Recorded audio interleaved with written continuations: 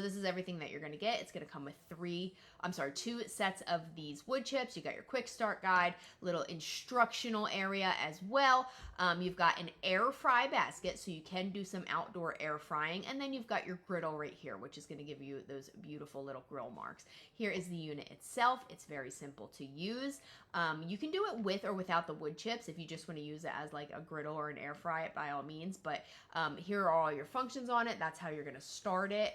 And you've got your igniter as well. This does need a little propane tank, I believe. Does it need like that little tiny? Nope.